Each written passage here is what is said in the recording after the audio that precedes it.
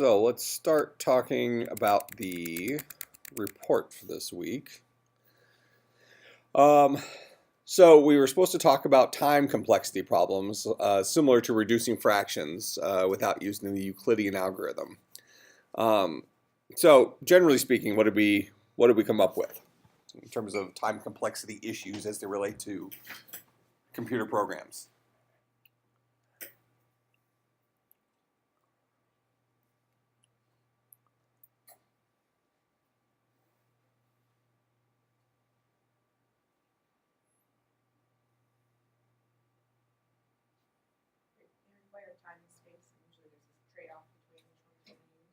Okay, so kind of an important concept is the trade-off idea, that things that are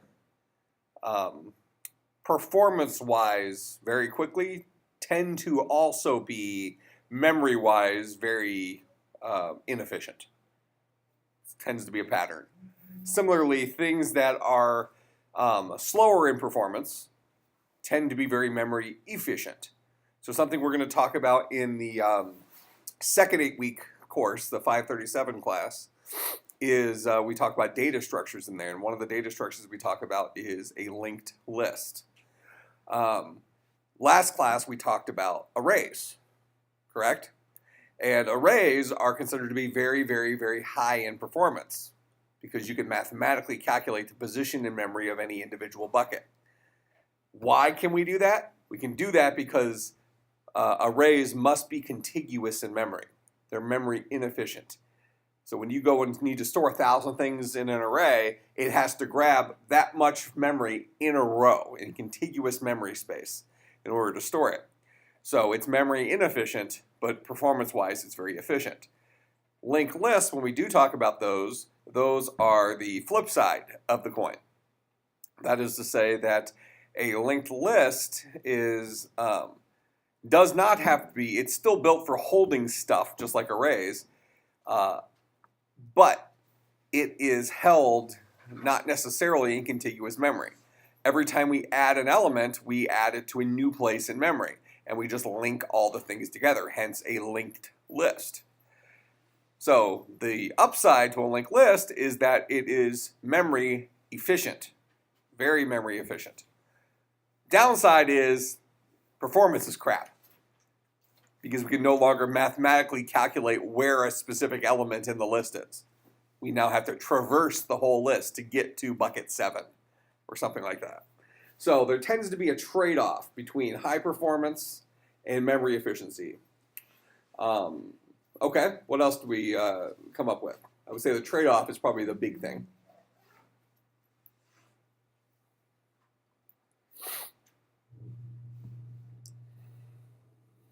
So specifically, this paper asked you to talk about or gave you as an example, the Euclidean algorithm, which you may or may not have taken into account on your homework assignment, right?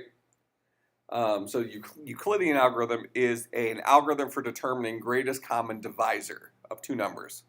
So if you have two numbers and we want to find the biggest number that evenly divides both of them, off the cuff, that sounds like it is not that big of a problem, right? Like, oh, no big deal. Write a loop, start spinning up, no big deal. But in practice, we found that it actually is extremely processor intensive. Very, very computationally inefficient to do that brute force. So we have algorithms like the Euclidean algorithm that allow us to take shortcuts, if you will. Euclidean algorithm mostly is based on square root, the concept behind square root. So I guess the shorthand is, because math laws work a certain way, we don't have to check every single number. We only have to check the roots of every single number, and even within that, we only need to check the cubic roots of the square root. So we can really leverage math and take a problem that was very performance inefficient and turn it into something that's pretty performance efficient. And the reason we looked at adding fractions, and we'll take this a step further today, is this concept that adding fractions of and having them get reduced. The reducing part is the issue. Can very quickly slow our computer down. Now, we probably did not notice that in our homework, would be my guess, because you were just adding two fractions together, and who cares how slow it is to reduce one fraction? It probably seemed like it happened almost instantaneously. But what we're going to start moving towards today is, what if we have an array of fractions? Okay, a collection of fractions. And we want to add all of those guys together and give the final result in reduced form. Well, we're going to start running into several different walls. One wall we're going to run into is for our numerators and denominators, if we're representing them as integers, well, integers can only hold values plus or minus 2 billion. What if we hold them in longs? Okay, so we can hold bigger numbers, but not infinite numbers. So we're going to have to look at an object today that replaces, what do we do after a long? If we don't have enough space to store a long, how do we store it? Can that make sense? All right, so we'll look at that today, but we're also going to be looking at summing up a collection of fractions and seeing how much it slows down our implementation if we do the brute force approach to greatest common divisor. Okay, so I guess let's just leave it at that for the paper. The pattern stuff is probably the big situation. One thing I asked here at the end, is it always better to write optimal code if the end result is difficult to follow by future programmers to maintain your code? What do you think about that? Should our goal always be to write the most optimal program? Or is sometimes readability more important than performance?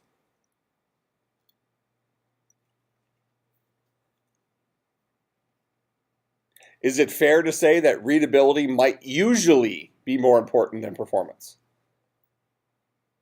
Computers are pretty quick. So I would say, under the general example, even a horrifically inefficient solution to a problem is still going to feel just as fast as a very efficient solution to the problem, because they're both going to happen almost instantaneously. Okay? So we might as well have the one that's easier to read. But for a very small subset of all the problems, there becomes time complexity issues. In those situations, readability might have to go to the wayside so we have a solution that can finish this week.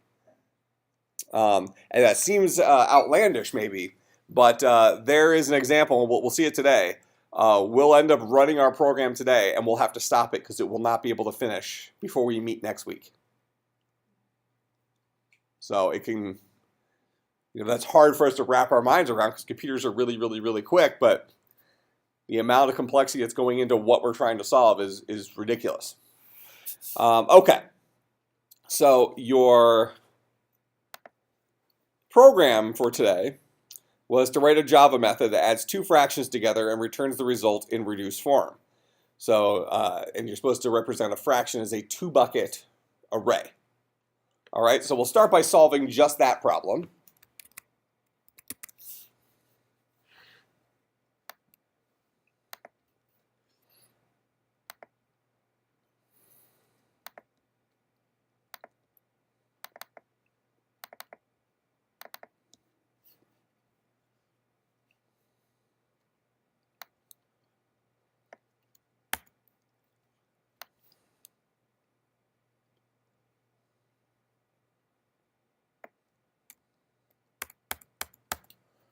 All right.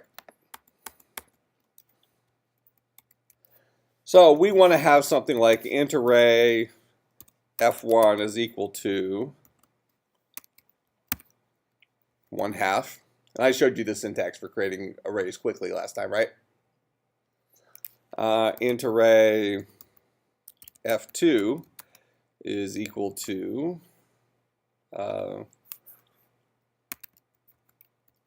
1/4. And we'd like to be able to add those two fractions together. So we want to have a method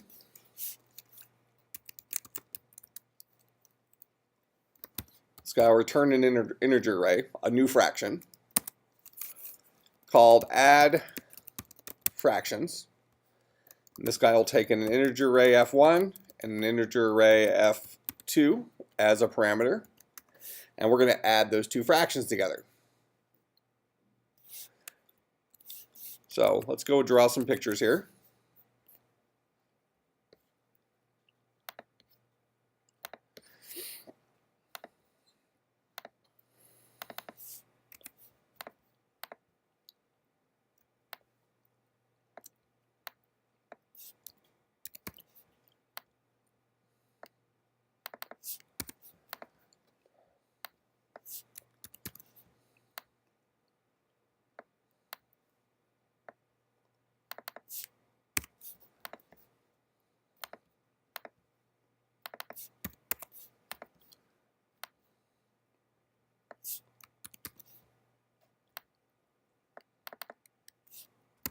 So in our example, we have f1 and we have f2. All right, and we want to add these two fractions together. In order to add fractions together, we must first get what? A common denominator, correct? How do we guarantee that we have the correct common denominator here? Well, the quick way of doing this is we know the common denominator is going to be our two denominators multiplied together, right? So 4 times 2 will be our common denominator. So we could say that common denom is equal to f1 at bucket 1 times f2 at bucket 1, the two denominators, correct? All right, so let's go into our code and let's start off with that. So we'll say int common denom is equal to f1 at bucket 1. I'm sorry, yeah, that's fine. f1 at bucket 1 times f2 at bucket 1. Okay, that'll be our common denominator. But now we're going to have a new numerator. Each one of our numerators needs to be adjusted by the previous denominator, right? So we're going to say this guy here needs to be equal to whatever he's currently equal to times the other guy's denominator. Correct? So we're going to say f1 at bucket 0 is equal to f1 at bucket 0 times f2 at bucket 1.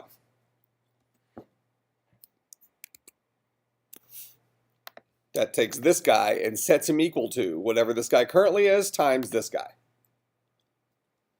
Similarly, we're going to take this guy and set him equal to whatever he's currently equal to times this guy. So we'll say f2 at bucket 0 is equal to f2 at bucket 0 times f1 at bucket 1.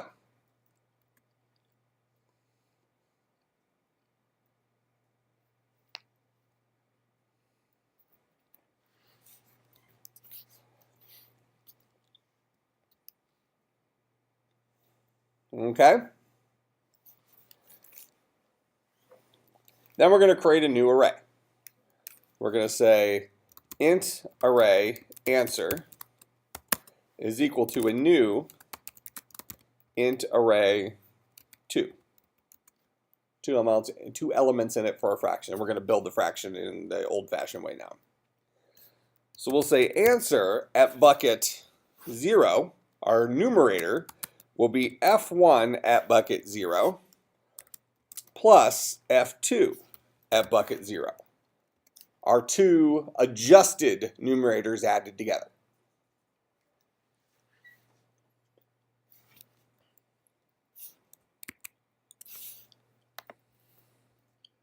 So we've updated f1 to be 4 here. We've updated f2 to be 2 here. 4 plus 2 is 6, so we're going to have a brand new fraction down here. This guy's name is answer. And by adding those two together, our numerator there, bucket 0, is now a 6. We have nothing in our denominator currently. Okay, so then we'll say answer at bucket 1 is equal to our common denominator.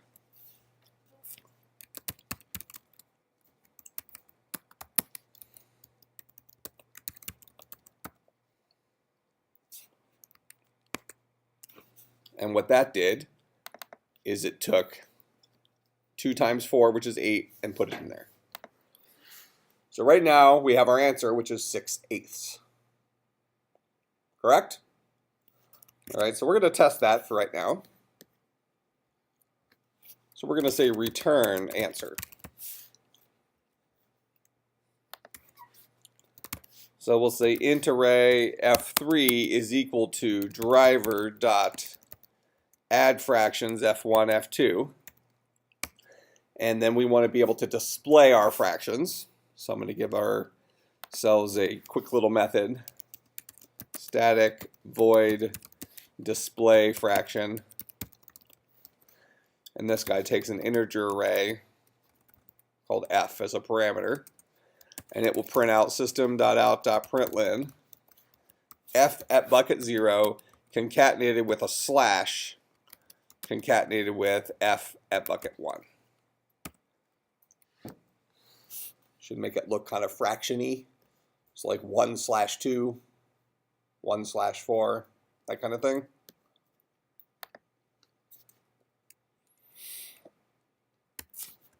So we'll say driver dot display fraction f1.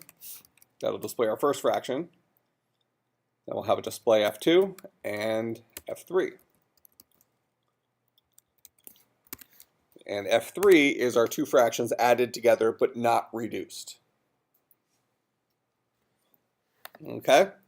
So the output of this program should be 1/2, 1/4, and then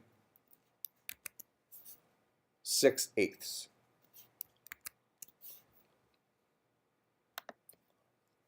So there's our, oh, we'll pretend like I did it on purpose, because I did. Why did it permanently change out here?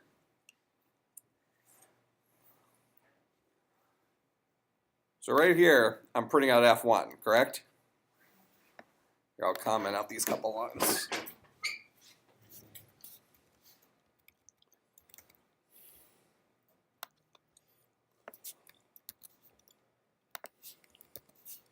So I'm going to print out F1. I'm going to print out again after calling add fractions. This is our original fraction 1/2. First time through it's 1/2. Second time through it's 4/2. Why is that? Here's all of our code from add fractions. The specific lines that we should be looking at are these two right here.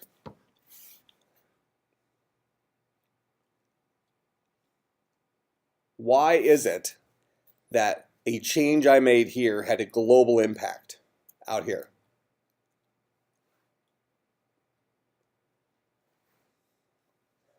This line right here, I'm setting F1 at bucket 0, which used to be a 1. I'm setting it equal to whatever 1 is times the other guy's denominator. 1 times 4 is 4. I'm storing it back in F1 at bucket 0. F1 is a pointer. So any change we make in here is making a change to a global array. Okay? So I physically modified F1. Okay, if I wanted to do this differently, I could say int new numerator is equal to this plus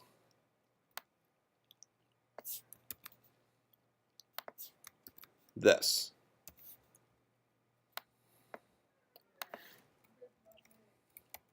So rather than overwrite F1 at bucket 0 and F2 at bucket 0 with the new values, I'll just create a new variable called new numerator and set it equal to the numerator of the first one times the denominator of the second one plus the numerator of the second one times the denominator of the first one. So then my answer is actually new numerator down here.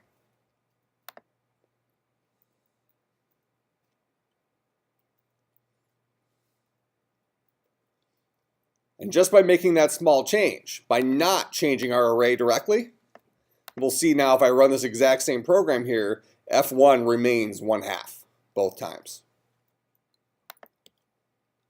1/2, 1/2. Because I'm no longer changing the value of F1. Not changing the value of the first guy that was passed in.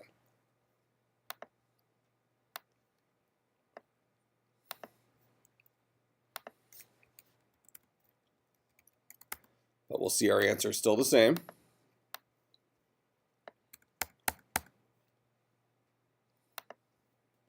One half, 1/4, 6/8. Okay. Well, now we have 6/8, but we need to write our own fraction reduce method.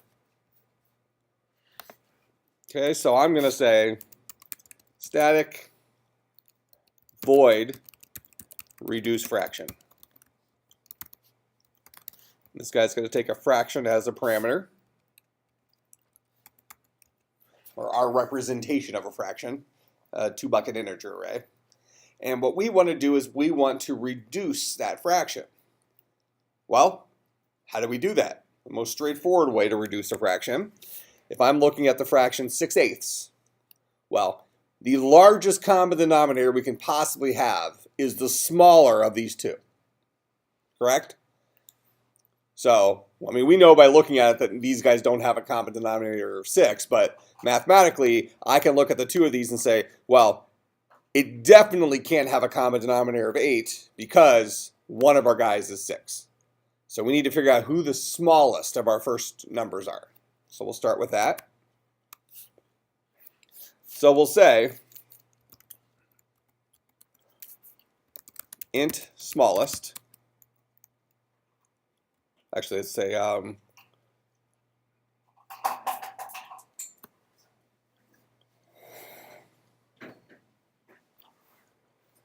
let's call it max, int max. So the maximum common denominator we can run into.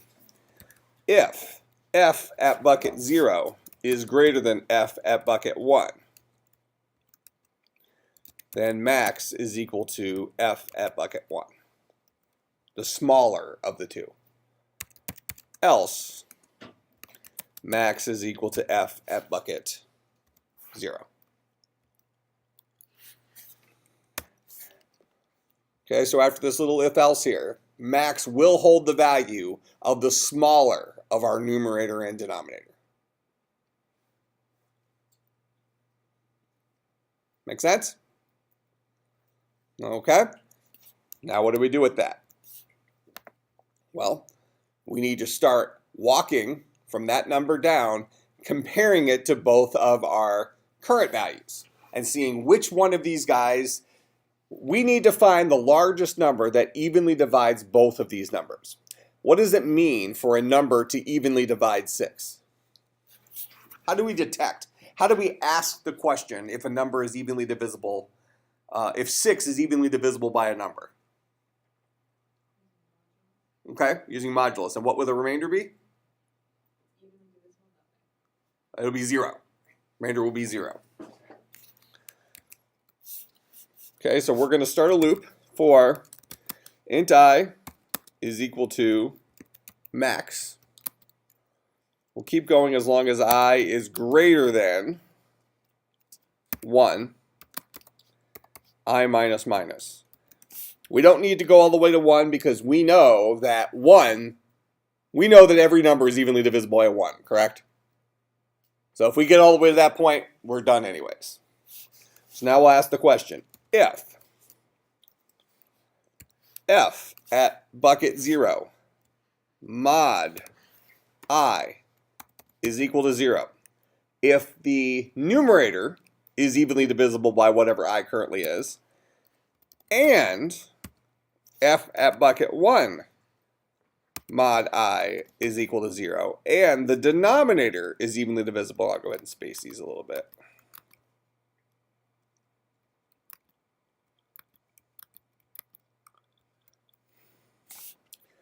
If the numerator is evenly divisible by I and the denominator is evenly divisible by I, if both of those are true statements, then what am I going to do? I'm going to say f at bucket 0 is equal to f at bucket 0 divided by I. F at bucket 1 is equal to f at bucket 1 divided by I. Did we look at the break keyword already? Okay. So once I find a common denominator, once I find a common divisor of both of those guys, I know it'll be the biggest one because I started at the top and I'm counting down. So if I find two numbers that evenly divide the numerator and the denominator, I'll go ahead and do the division. And I'm actually changing the actual value in this fraction, which is changing it in memory, which is why I'm not actually returning anything from this method. We're actually reducing it in place, in its memory location. So when I break, I will break out of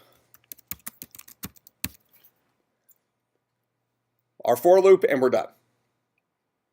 Nothing else to do. So what I'll do here at the end of add fractions is before I return my answer,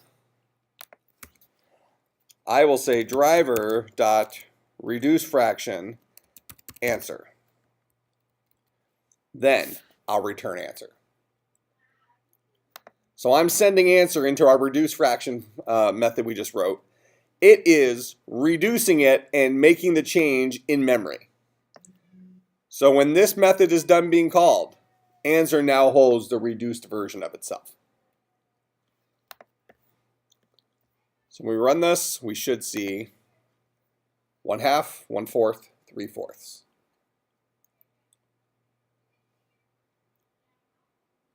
That make sense?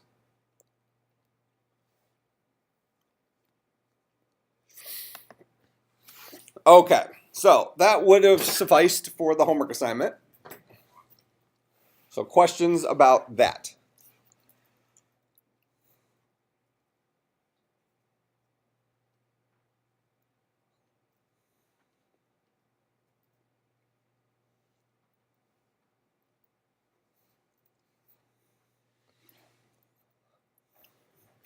Okay, so then let's start going into some things in here to break this. We have not looked at random numbers yet, have we? Okay, so let's go ahead and let's look at random numbers. I'm just going to comment out the code in main for right now. There exists a class called random.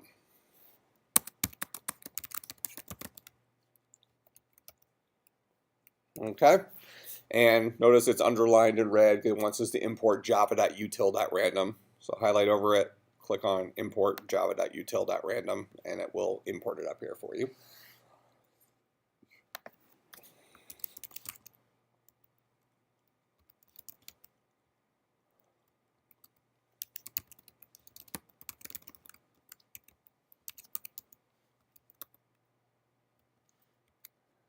I'm going to go ahead and print out r.nextInt.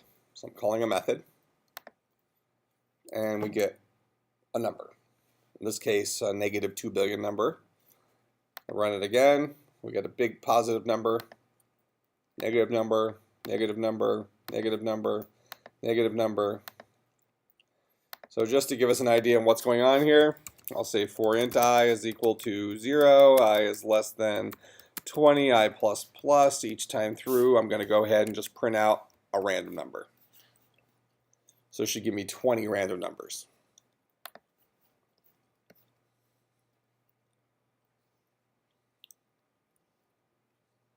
Okay, now, a couple questions. What's the new keyword?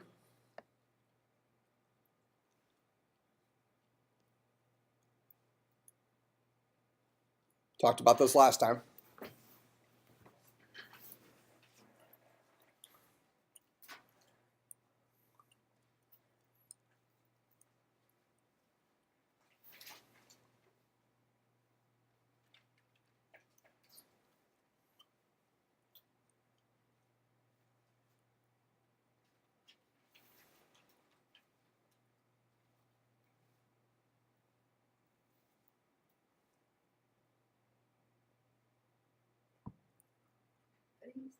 Real estate agent.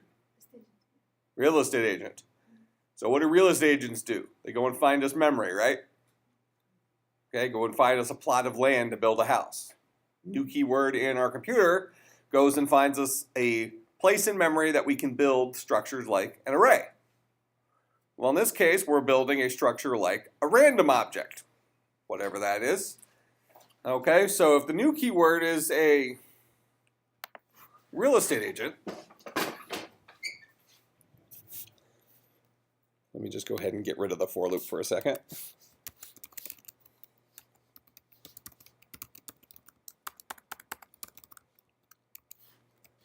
What will this program output? All this down here is a comment. So these are the only 2 lines in our program. What will the output of this be?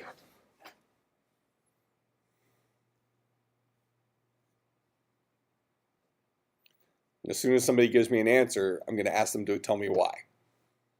So just be prepared.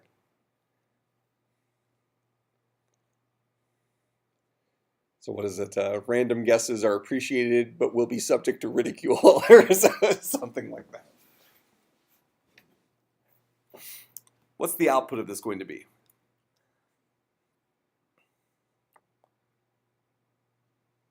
Will something print to the screen? Not a trick question. Yes, something will print to the screen. How do you know? Because we're saying system.out.println, and that's the dude that prints crap to the screen. Okay? So, not a trick question there. What's he printing? He's printing R. What's R?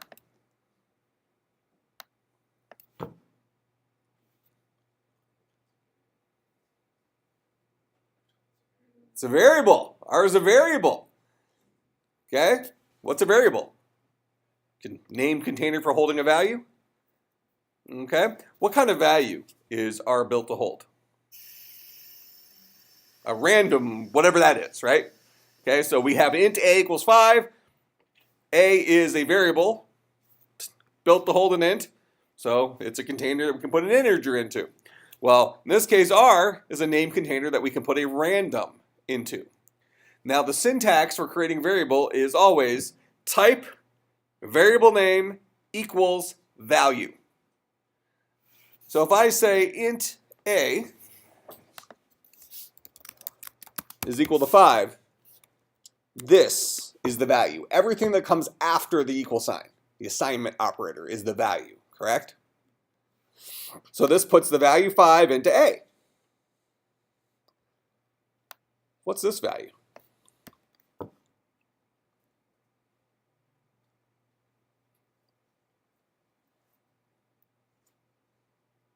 If you can tell me what this value is, then you should be able to tell me what's going to display here.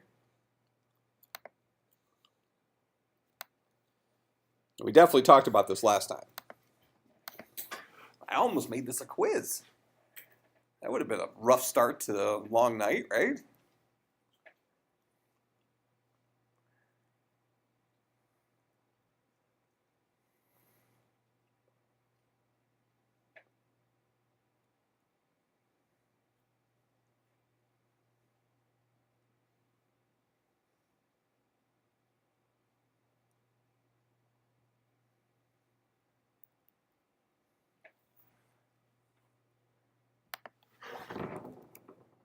What's going to display to the screen now?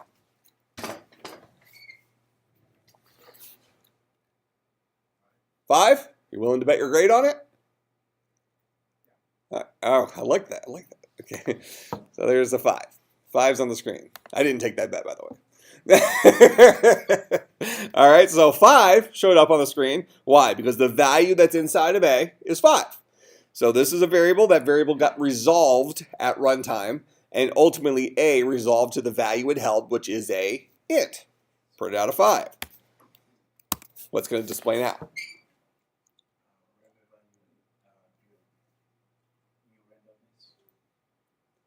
Okay, so something that is of type random. Okay? What do you think that's going to look like? It's going to look like a random number? Everything you need to answer this question is on the screen right now. I'll give you a hint. Ready for a hint? It's not a random number.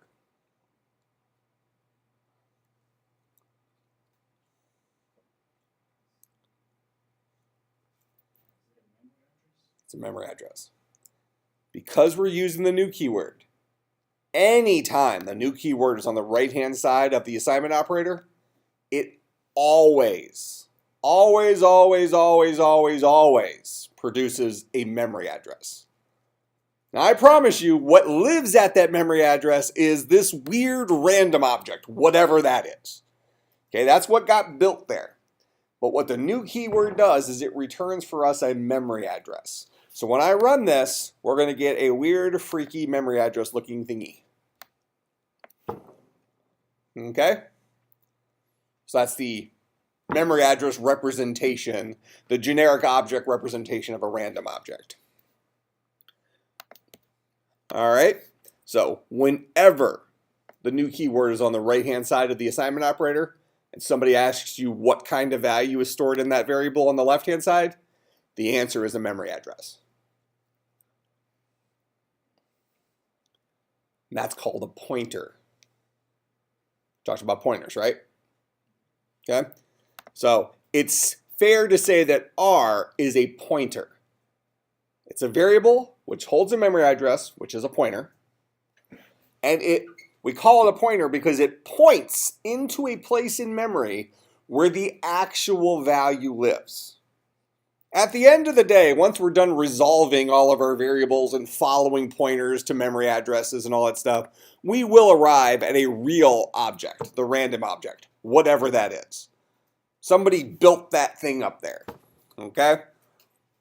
So if I gave you the address to my house, I gave it to you on a piece of paper. If you follow the directions that TomTom gives you or Garmin or whatever, and you ultimately arrived at my house, you'd find a real brick and mortar place, right?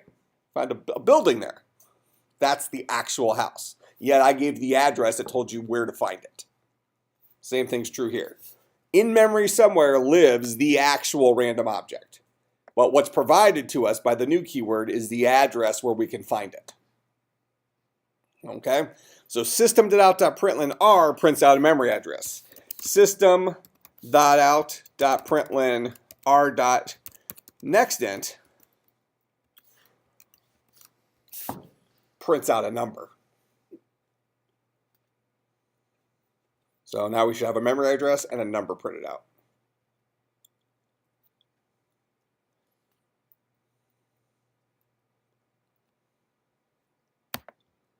First one printed out R, that is the address where the random object lives.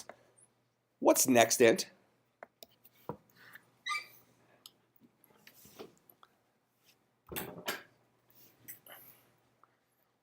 Tell me everything you can glean from the way the code's written as to what nextInt is. At the very least, nextInt is what kind of animal?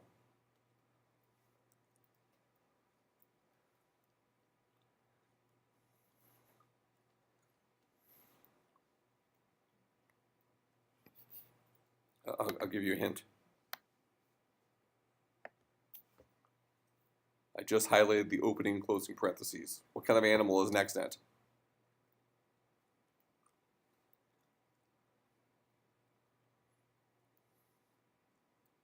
Make a multiple choice. Okay, here's the multiple choice. Int, char, cat, dog, variable, method.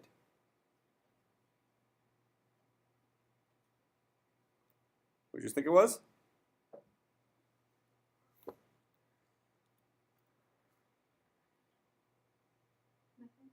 It's a method. You willing to bet your grade on it? This guy is a method. How do you know it's a method? Because it has a parameter list. This guy takes no parameters, but it does have a parameter list. Okay, so this guy's a method. Is it a class method or instance method? Instance method. How do you know?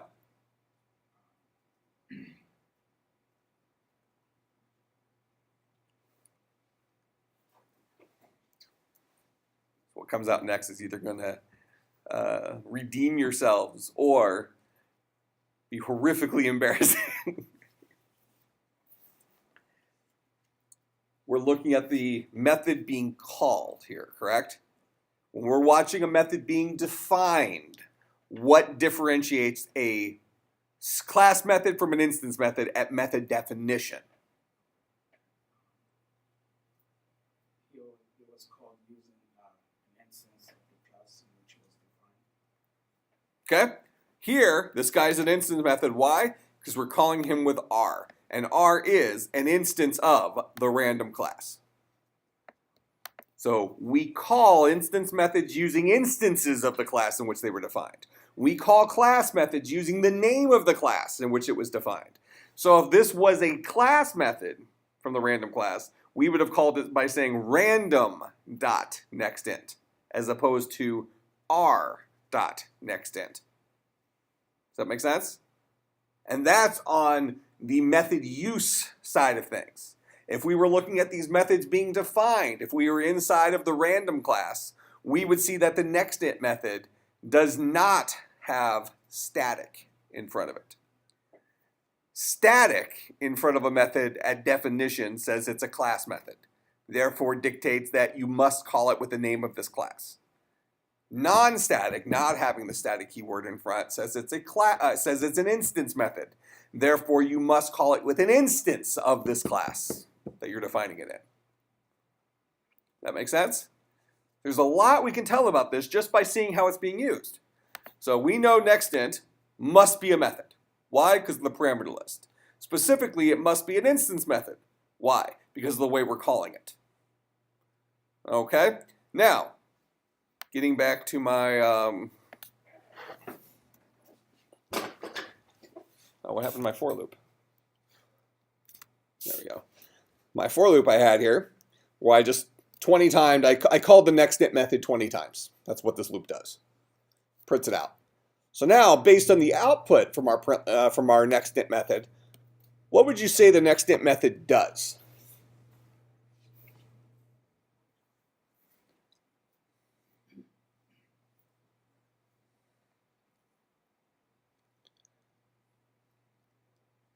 If you had to summarize what you think the nextInt method does, what would you say?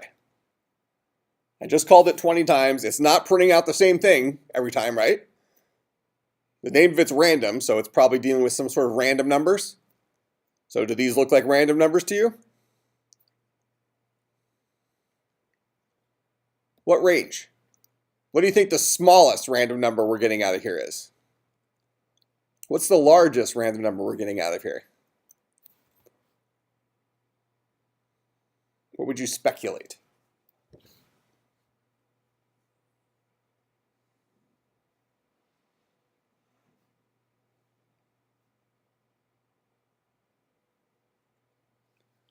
It's called nextInt. So it's giving us an integer. What's the smallest integer that we can have?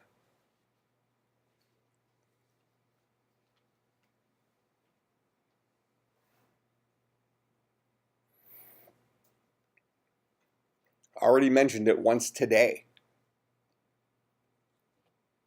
Integers are 32-bit signed numbers. What range of values fit inside of an int?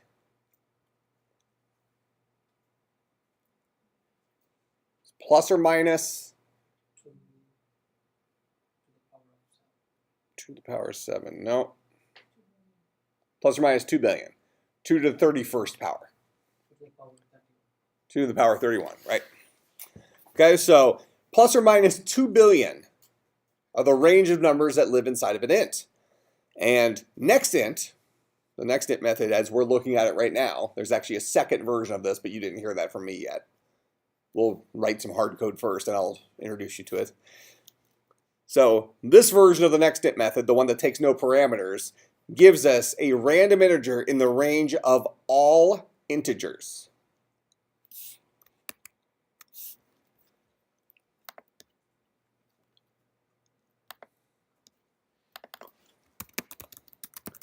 Random class. Next int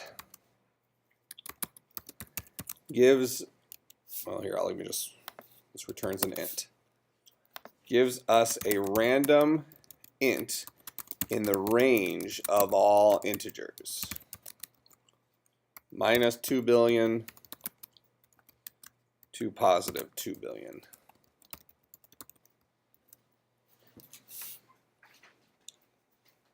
That makes sense? So every single time we call that class, call that method rather, we're going to get some number between negative 2 billion and positive 2 billion.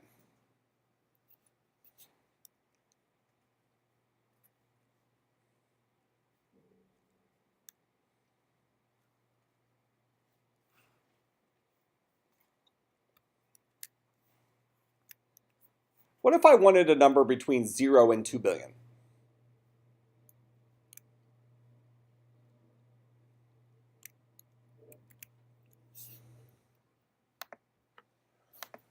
So I'm going to come down here, we're going to write a little method.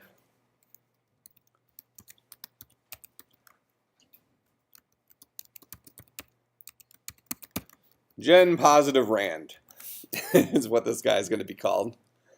So we'll, inside here, we'll go ahead and we'll create a random instance of the random object. And this guy's job, let's get rid of all this. We'll come back to that in a little bit. This method's job, and it's going to return an int, is to generate a random number between 0 and 2 billion. Well, how can we pull this off? We already know how to generate random numbers, right? r.nextInt gives us a number between negative 2 billion and positive 2 billion. But I want a number between 0 and 2 billion. How do I guarantee that?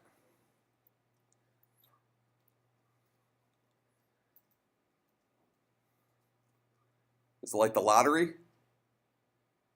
Call it over and over and over again until we finally get a positive number? Well, let's say that's the way we were going to do it. How would we write that? If I want to generate a number over and over and over again until we get a positive number and then return that positive number, how would I do it? Well, I'm going to have to loop, right? So I'm going to have to do something repeatedly. Do I have to do it at least once? Will I have to generate at least one random number? If I'm going to get a random number between 0 and 2 billion, I will definitely have to generate at least one random number. Do we have a loop that lends itself to things that need to happen at least one time? So we have 3 loops. For loop, while loop, do while loop. For loops and while loops are both pre-check loops, which mean we check the Boolean expression before we execute the body of the loop. A do while loop is a post-check loop, which means we execute the body once, then we check the Boolean expression. What's a Boolean expression? What's a Boolean expression? Any expression that boils down to a single value of true or false. Okay, so since we need to do something at least once, we're probably going to do a do while loop.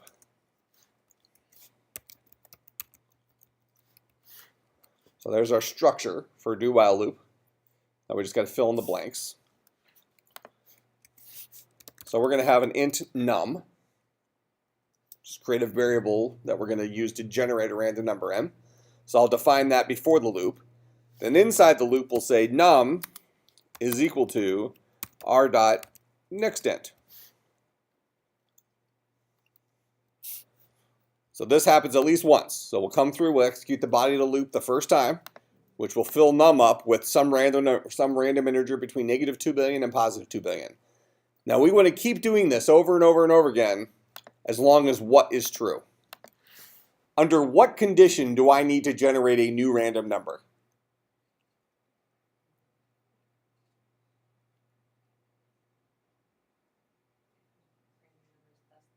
Yeah, if the random number is less than 0, I need a new one. So while num is less than 0, spin back up, try again. Make sense? As soon as I escape, as soon as I'm out of this while loop, I can return num.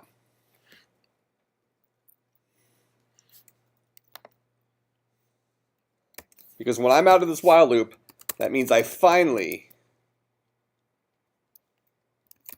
have a number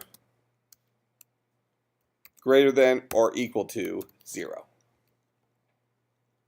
I kept generating a number over and over and over again as long as the number I was generating was still less than 0. As soon as I got one that was greater than 0, this Boolean expression would be false. I'd fall past the end of it, and now I'll just return num, which should be a number greater than or equal to 0. That make sense?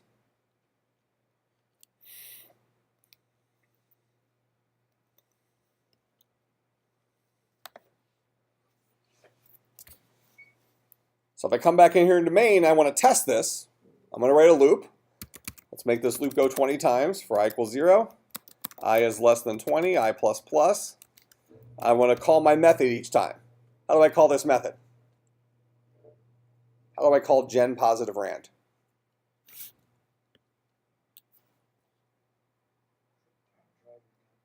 Driver dot gen positive rand. How do you know? What kind of method is this guy? Class method, because it has the word static in front of its definition. How do we call class methods? Using the name of the class in which the method was defined. So each time through, I'll do a system.out.println driver.gen positive rand. Now, understand the difference here. Driver.gen positive rand, that guy boils down to an integer because this method returns an integer. What am I doing with that integer? I'm displaying it. That's why I've wrapped that inside of the system.out.println. So now this will print out 20 numbers, and these should all be numbers between 0 and 2 billion.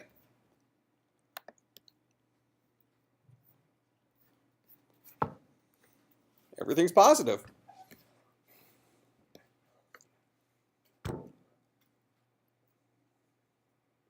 Okay.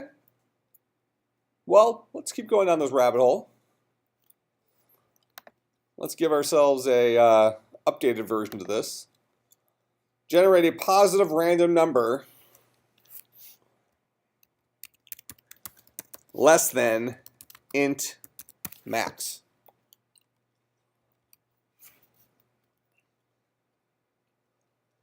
So now I'm definitely generating a positive number. Already doing that, right? But now I want it to be a number that is less than max.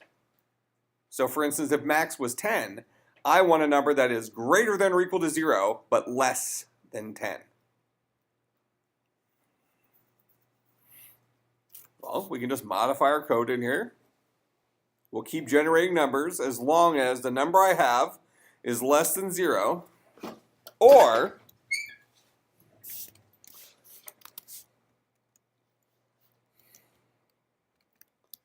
the number I have is greater than or equal to max. If either one of those conditions is true, I need to generate a new number. If my number was too small or my number was too big, I need a new one. Make sense?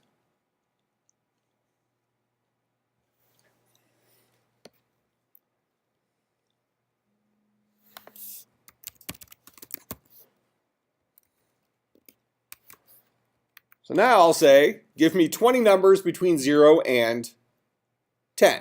0 and 9 inclusive.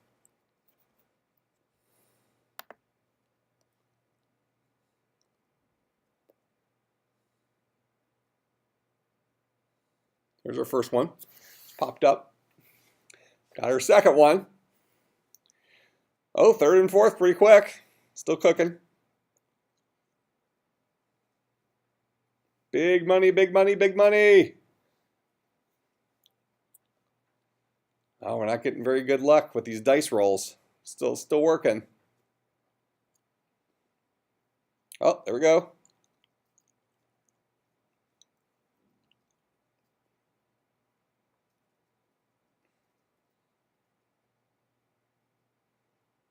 Last one.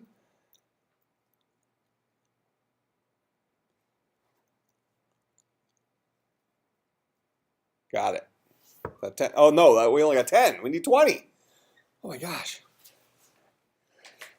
This is going to take forever.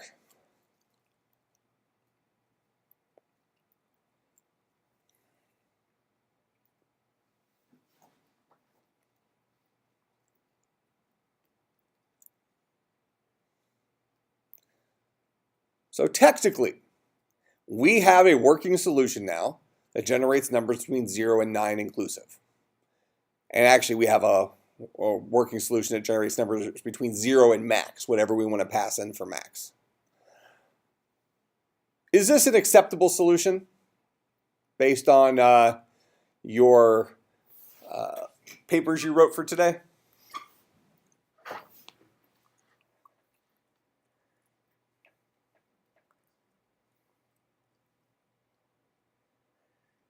So when you watch the lottery on TV, is it a 45-minute show where somewhere between 3 seconds and 20 minutes it takes for the little ping pong ball to pop out with the random number on it? Comes out pretty much instantly, right? Well, we have an issue here. If we're generating random numbers, we're probably generating them for a good reason. Maybe we have a video game or something like that, and we need certain guys to come out at certain time intervals or something along those lines. Well, especially if it's a video game, it needs to be fast. We don't have time to wait for 30 seconds between random numbers. So we need to come up with an alternative solution, a more optimal solution for generating a number between 0 and max quickly. I want to be able to generate all 20 of these numbers like that, using only what you know how to do now. No additional tools.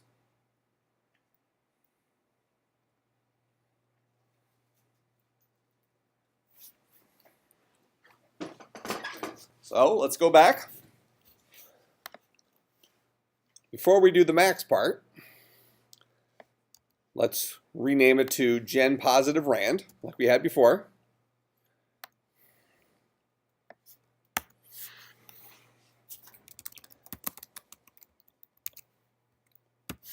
And I went ahead and I generated a random number, num.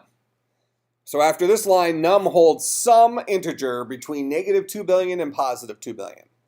But I only want to return integers that are greater than or equal to 0 by this method now. Forget about max for a few minutes. How do I generate a number that's greater than or equal to 0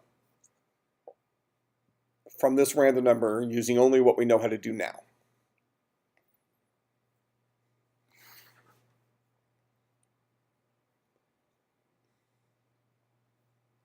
I'm making some assumptions here. I think I'm making the assumption that we've all had probably first or second grade math.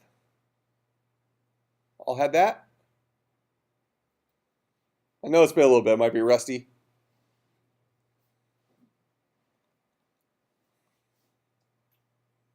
So using only what you know how to do now.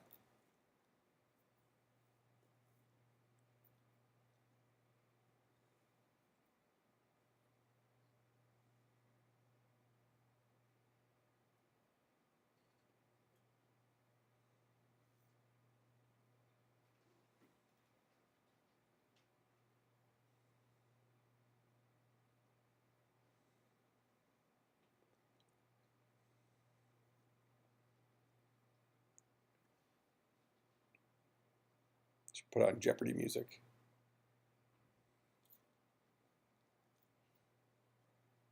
Let's say I gave you a number like -15. And I said, make this positive. What would you do?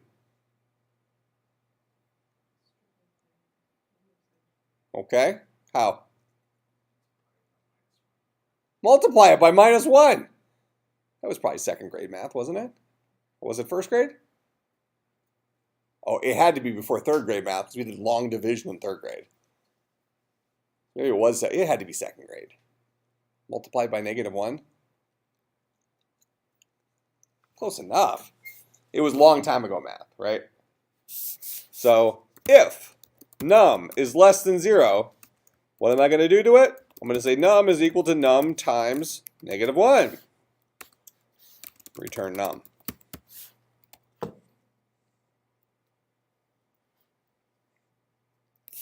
Treat this like a little filter.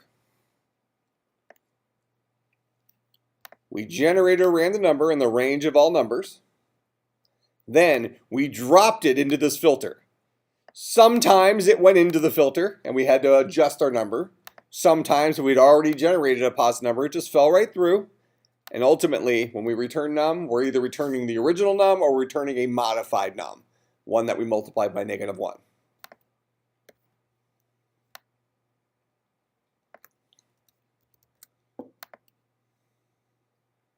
I'll run this. We see we get, there's our 20 positive numbers. Look every bit as good as the ones we had before, right? A gigantic negative number is just as random as a gigantic positive number. All right, so we've stripped the minus sign off of there. But now I need it to be within a certain range.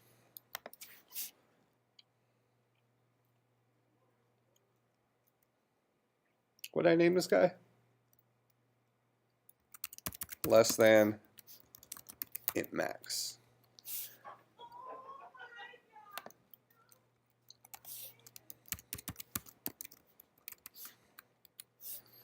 So now I want to take in max, and I want this guy to generate a number between 0 and max -1 inclusive.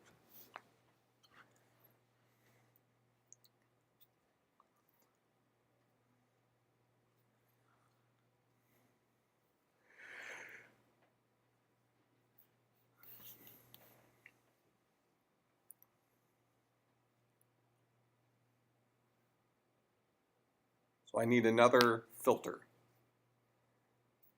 that massages num. What's num right here? It's some positive number between 0 and 2 billion. I massage it into a number that's between 0 and max, non-inclusive. So 0 and max -1.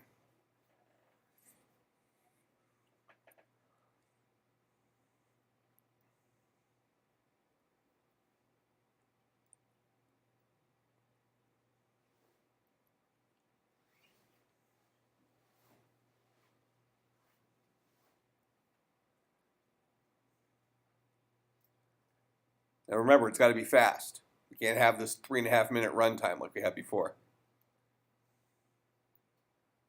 We got lotteries to win.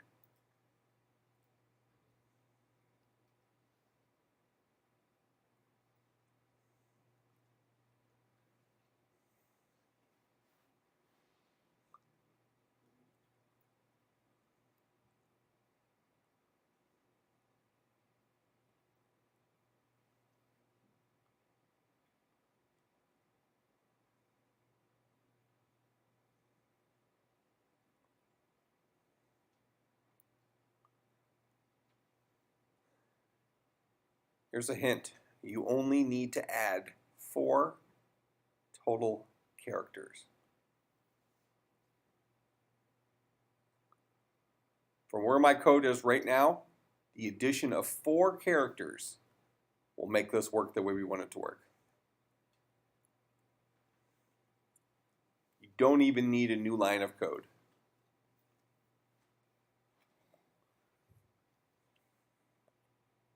And this is only using things you already know how to do.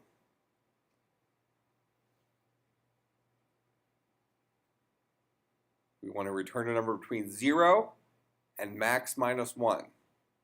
Hint, hint. Go ahead. Can we just say if num is less than 0 and num is less or equal to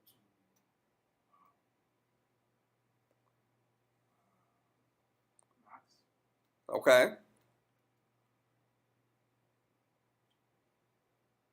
So let's do it as two separate filters along your way. So we're going to find out if it's less than 0 and multiply it by -1.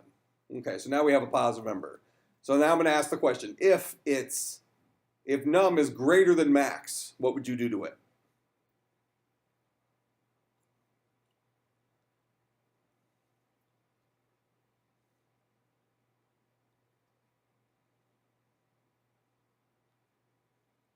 So if I'm going to throw that in there, so we'll see. We'll see how random this ends up being. So we'll ask another question. If num is greater than or equal to max, then maybe we say what? Num is equal to max minus 1.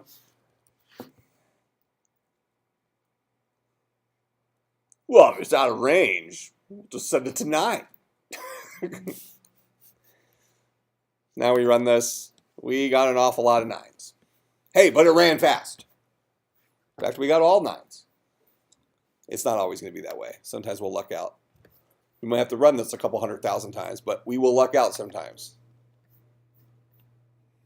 We can do this all night. This is literally the lottery. Never win. All right, so that's not going to work, right? I can ask the question, is num greater than or equal to max? We can ask that question. But what I want to know is, if that's true, what do we do to num?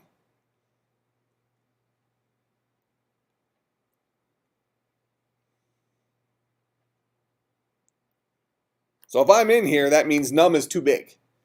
I need to make it smaller.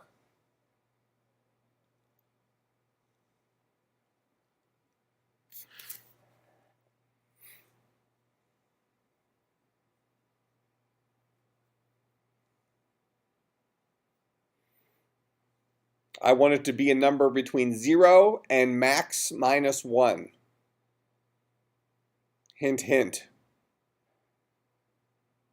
It's got to be infuriating when like somebody's giving you major hints and like, oh, I just don't get it. And it's so obvious in the end. 0 and max minus 1.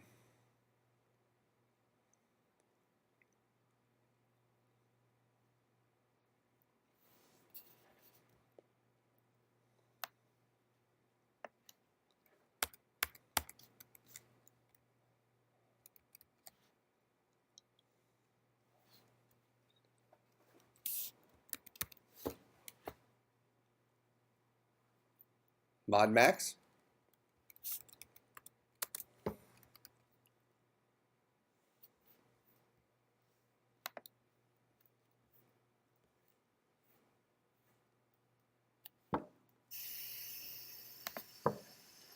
Modulus gives us the remainder, right? It's the remainder of integer division.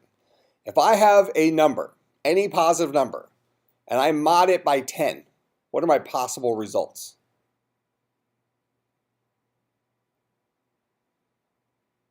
Zero through 9. If I mod it by 100, what are my possible results? 0 to 99. Why wouldn't it be 100? Why couldn't 100 go into it? Well, if you divide something by 100, you can't have a remainder of 100 because that meant 100 went into it another time. That make sense?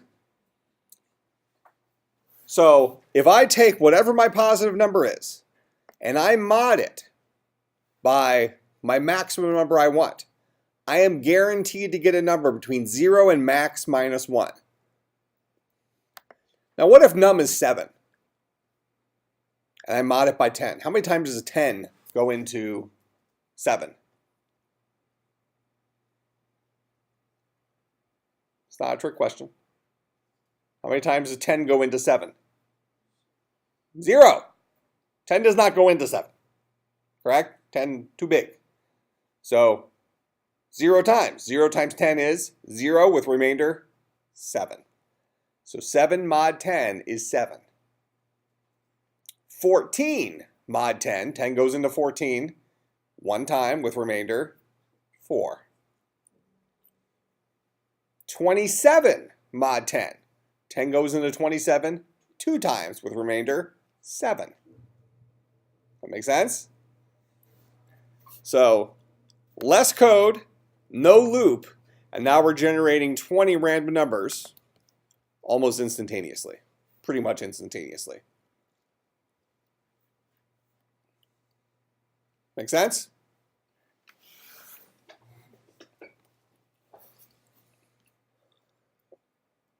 Okay. So why did I do all this? Well, I did it so I can generate random numerators and denominators.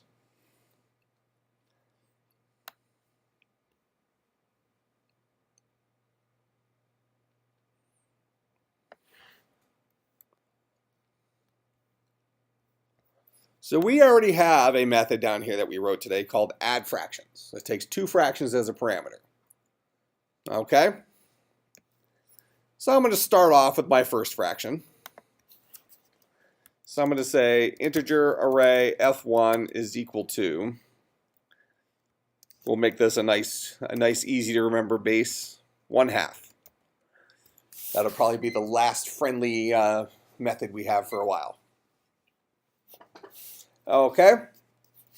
Now,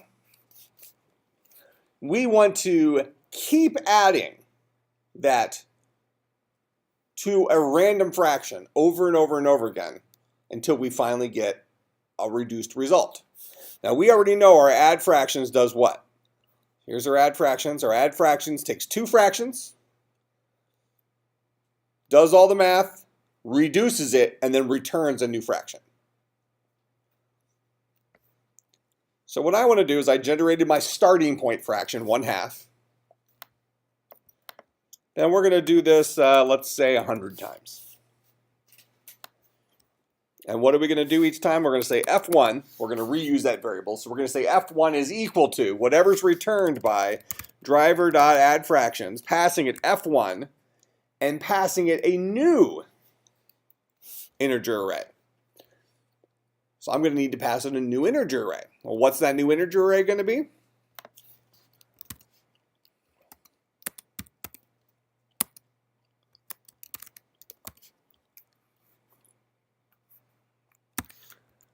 So it's going to be a 2-bucket array. So in here I'll say f2 at bucket 0 is equal to,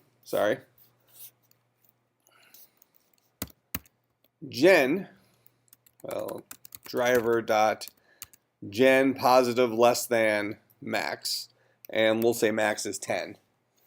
Now I'm always going to add 1 to it, that way we don't accidentally have a denominator of a 0. Okay? So I technically return numbers now between 1 and max inclusive. Okay? And then f2 at bucket 1 is equal to the same thing. So I will randomly generate a numerator and a denominator, store it in f2,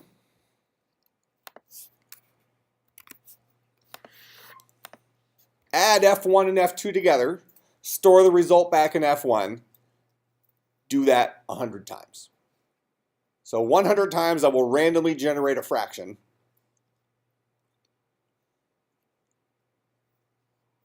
Sum them all up, and in the end, I'll say driver.display fraction f1, which should hold my final running total. Correct? So there's my final running total there. 377,467 over 2520. Seemed to run pretty fast, didn't it?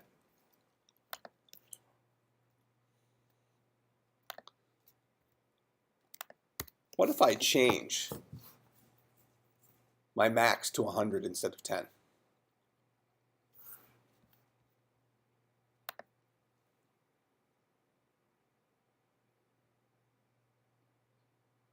I pressed it.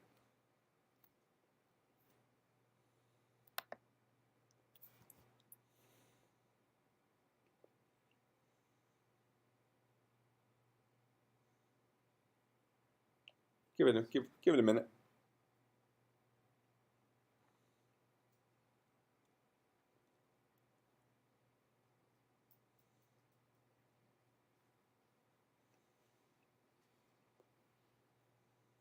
Still cooking. Here just to prove to you it's cooking. System.out.println starting.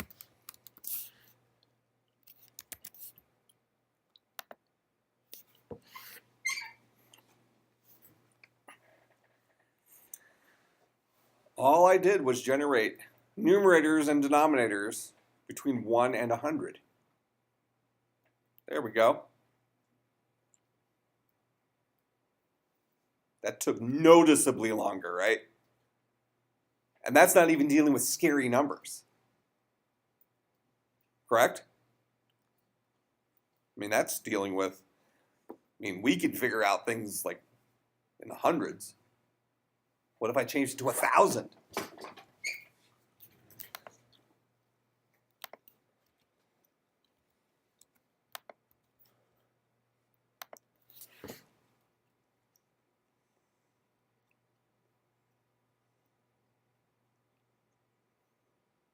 Remember a while ago I told you we would eventually write something today that wouldn't finish running until we came back next week, right?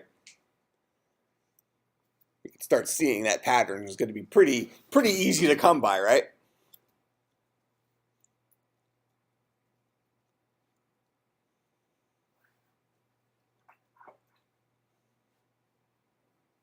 Why did it go negative?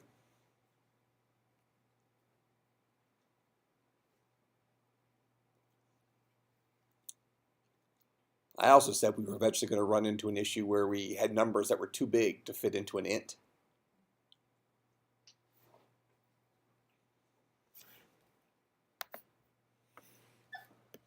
Let me show you something interesting here.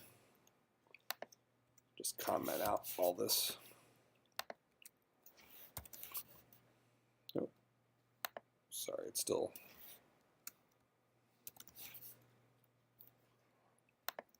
I'm going to do this with bytes first because they're smaller and we can make that work. So byte B is equal to 126. Bytes are 8-bit numbers, right? Signed 8-bit numbers. So that's negative 128 to positive 127. So if I say system.out.println B,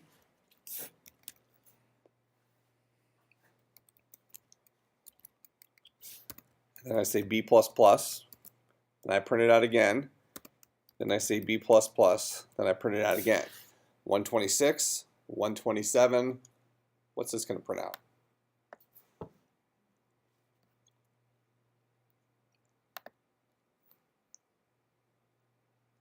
The range of values that fit inside of a byte is negative 128 to positive 127.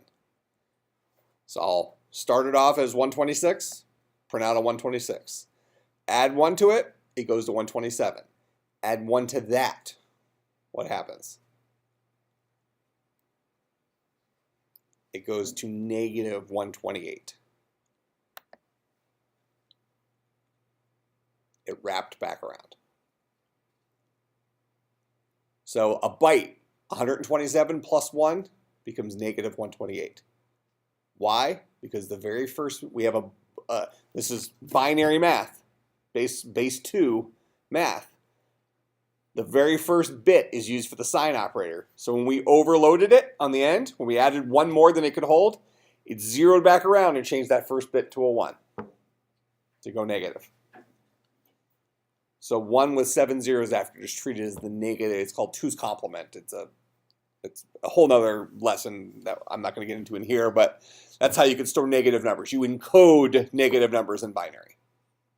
Okay? One of our classes should deal with it. If not, I teach it usually in the networking class. Have you guys had the networking class yet? 540 or 840, something like that.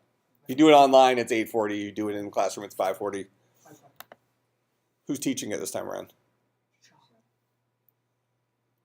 Oh, the new guy. Yep. So I would expect he will show you how to do it now. But in any case, evidence is there.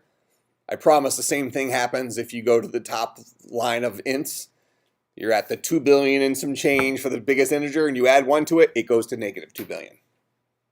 Okay? Well, we have this issue. What can we do? Our numbers were too big.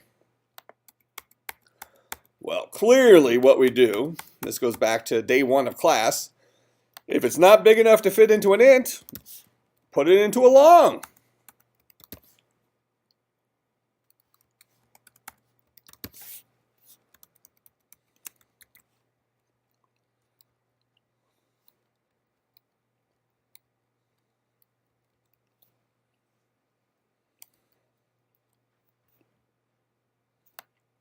So now we need to change the definition of our fractions to be based on longs.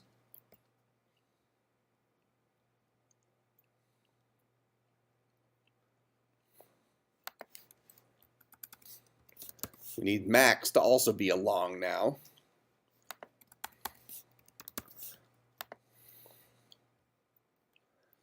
So we need I to be a long, so it starts off as max. Add fractions takes in longs.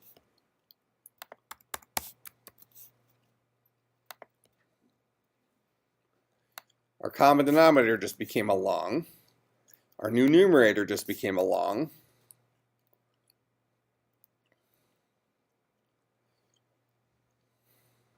Our answer is a long array instead of an int array.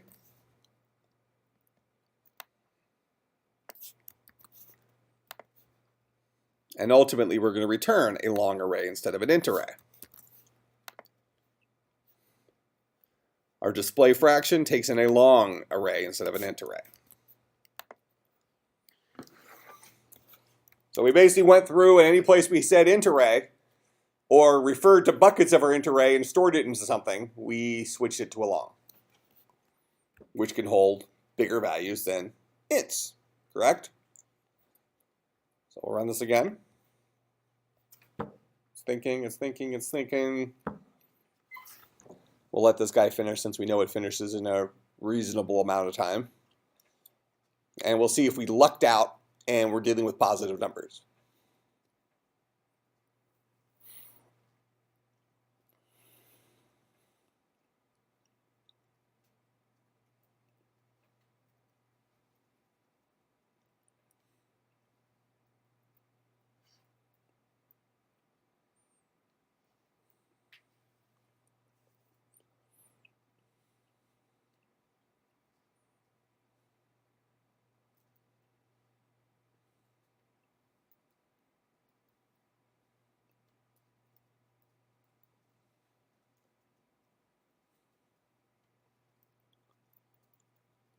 Oh, it's taking forever.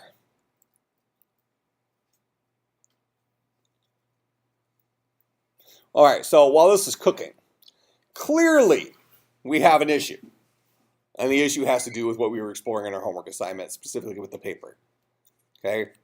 Our brute force algorithm for reducing fractions is horrifically inefficient from a performance perspective. We're only adding, how many numbers are we adding? Not that many, like 100? This is 100 fractions. We're adding 100 fractions, where the numerator and denominator are between 1 and 1,000. And this doesn't seem like scary numbers, right? And this is not a slow computer, I promise you. It's like, I don't know what the department paid for this, but a lot. It was some expensive Mac, probably cost as much as a car. Not slow. Should I take it back? What kind of crap is this? Okay, the problem has to do with the efficiency of our determination for greatest common divisor. So we're going to go online. Euclidean algorithm, GCD. Should be plenty of these in here that we can see.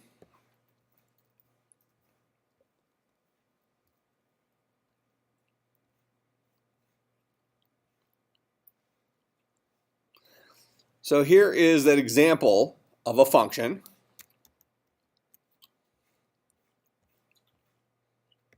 You see that fine? Well, actually, that's the recursive example. Here's the iterative example. We have not talked about recursion in here yet, right? Do you even know what I'm talking about? Okay, right. We'll look at both of these then. But so anyways, there's an iterative solution to it. To find the greatest common divisor, what are we doing right now? We're looking at we're determining from the numerator and denominator which of those two numbers is the smallest. Correct? That's what we're determining, which is the smallest. Based on that, we say whoever the smallest is, that's the greatest common divisor we could possibly have. Maybe we luck out and that's the case sometimes. But if you have 6/8, 6 is not going to be because it's over half as big as 8. That's where the square root thing comes in. Okay, so this mathematically cuts out large swaths of numbers that our algorithm is currently checking, wasting its time checking.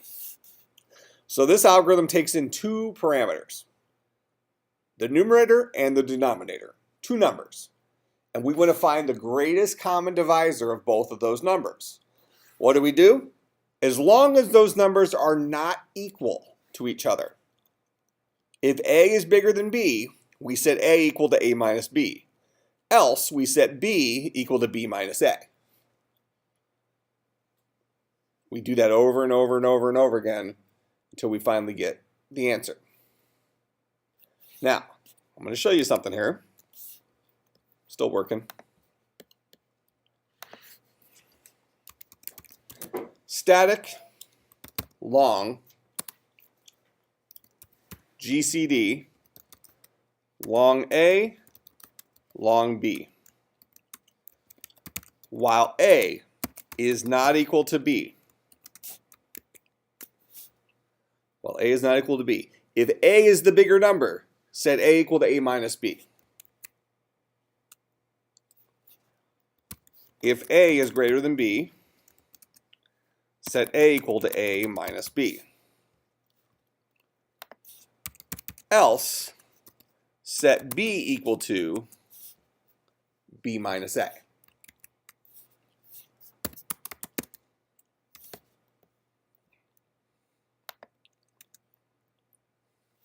In the end, we're going to return, was it A? Which is our greatest common divisor. So there's my GCD function I just wrote.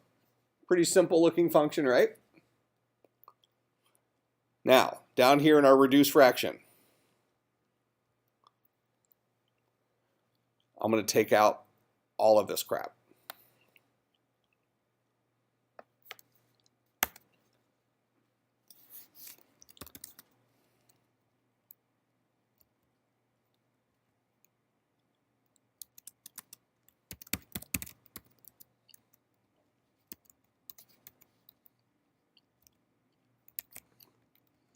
Pass my numerator and denominator.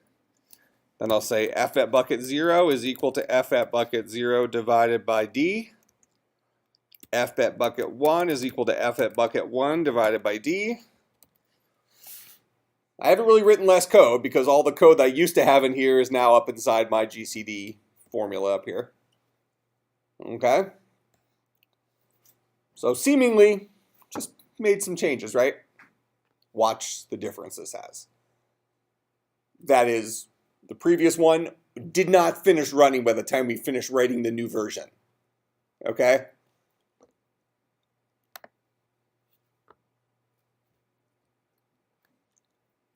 It should be going quicker than this. Hold on. Relax.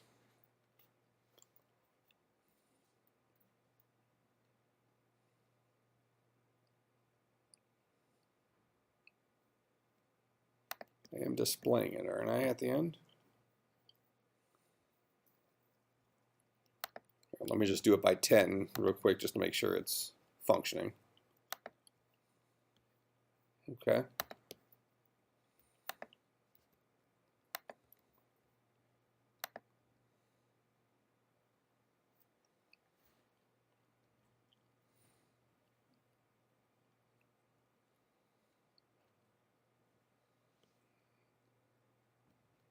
That should be going should not take that long.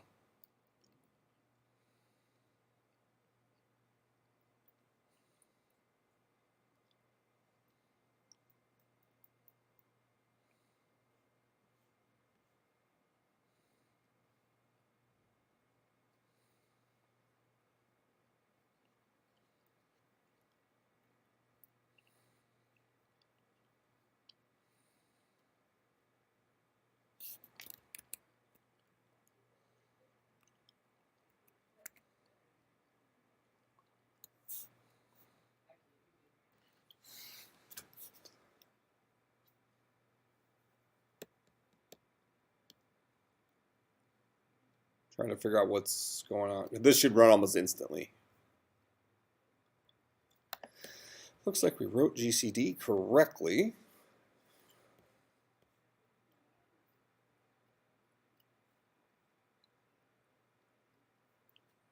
Pass my numerator and denominator in here.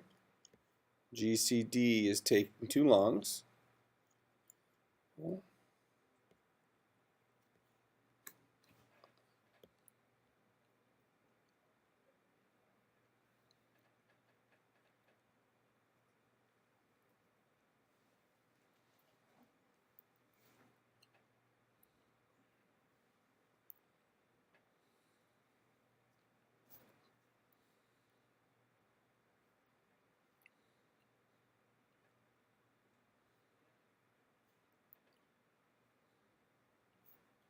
Yeah, that should not be taking that. Let me try killing Eclipse and reopening it.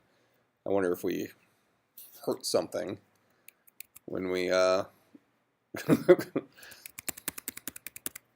the thing running so inefficiently before.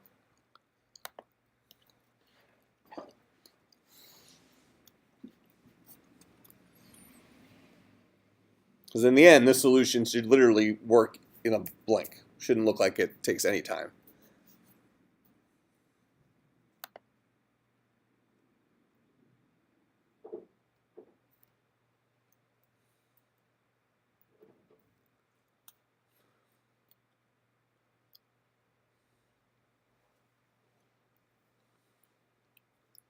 Maybe we're breaking longs.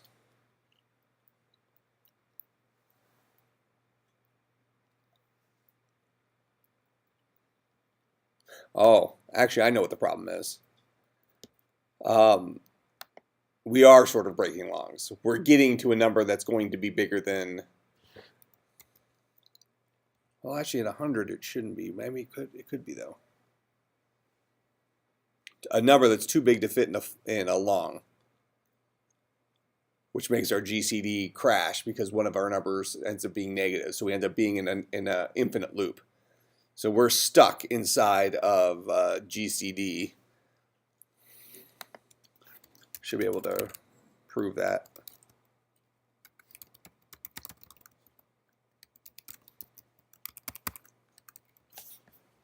Because that'll become an infinite loop. Yeah.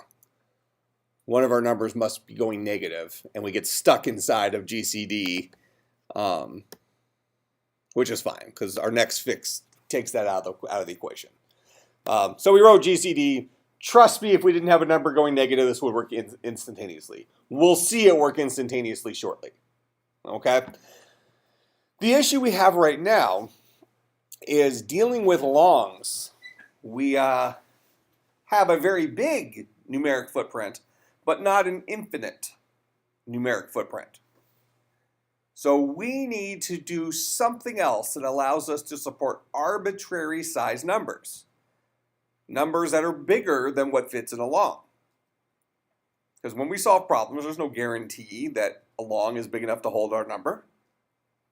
Plus or minus 2 to the 63rd power. I mean, sure, it's a big number, but it has an end. It's a finite number. So there exists inside of Java a class called big integer.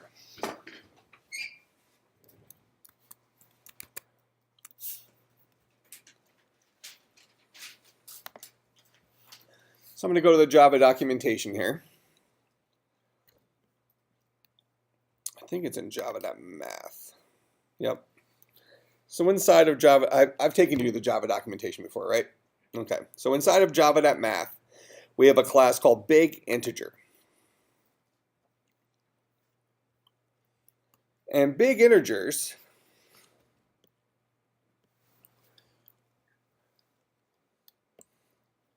we can create them using a string. So if I pass the big integer the string 127, it becomes the big integer 127. Okay? Now, built into big integer is a bunch of functions like absolute value, but big integers also know how to add themselves to other big integers. Now you'll want to pay close attention to how big integer works, because tonight's homework is going to be adapting our fraction homework from last time into objects. So the second half tonight I'll be teaching you how to write your own objects. But your homework is going to be writing something similar to big integer, in that big integer has an add method, and that add method takes in another big integer and ultimately spits out the sum of the big integer that called it and the big integer that you passed in as a big integer. And you're going to be writing something that'll take a fraction, will take in another fraction through its add method and return a sum, which is another fraction. Okay, so big integers know how to add themselves together. Big integers know how to divide. They know how to get the remainder. So there's a modulus. They already have a GCD built into it.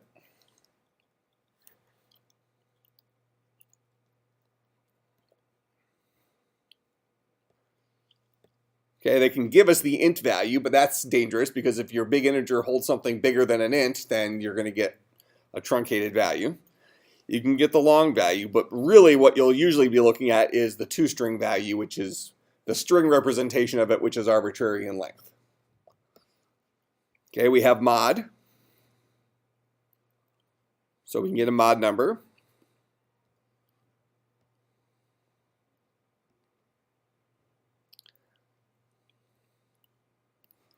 Okay, so these are big integers. Most important to us right now, to build a big integer, we have these constructors. And one of the constructors is one that takes in a string. And I'll show you how to use that here. By the time class is done today, we should have a pretty decent understanding not only how to use the documentation, seeing constructors and stuff like this, but we'll be able to write our own. Whole second half today is going to be about creating our own objects. Okay? So,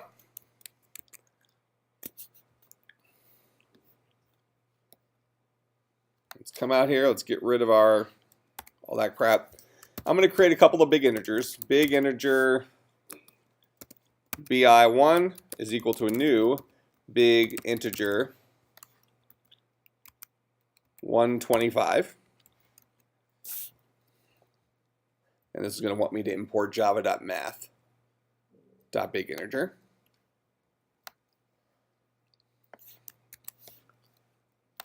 Then I'll create a big integer bi2 and say this is the big integer 78. And then I'll say big integer bi3 is equal to bi1 dot add bi2.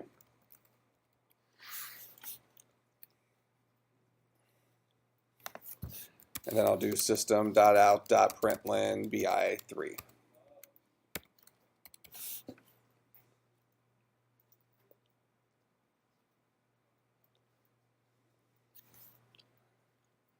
Okay, so now, first of all, fair warning. I am about to trick you. Okay, so now the questions start. So back here, I showed you we had this constructor summary. Up to this point, we've only looked at methods. Okay, we know class methods and instance methods. Every object has one or more constructors. We'll learn today that if we don't write our own constructor, a no argument constructor is provided for us that does nothing except support the syntax with the new keyword. I'll talk more about that. But this particular guy, big integer, has a bunch of constructors. He has, what, 5 of them? 6 of them. 6 of them. But the one that we're interested in is this guy right down here. That is a constructor that takes a string as a parameter and builds for us a big integer out of that string. Okay? Notice that the name of the constructor is identical to the name of the class. That's a rule, and we're going to be writing our own today, so I'll talk a lot more about that in the second half. But for us, just know it's a rule that if I'm using a constructor for a class called big integer, the name of the constructor is also big integer. So this guy takes a string as a parameter. How do I call him?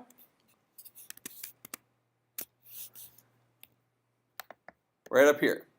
I'm creating a variable named bi1 of type big integer. What's his value? His value is going to be a memory address, right? Because of the new keyword. That is returned by this call to the big integer constructor. The big integer constructor knows how to construct a big integer, and all this guy needs from us is a string. Just like the code back here said, documentation said this constructor only needs a string to successfully build a big integer.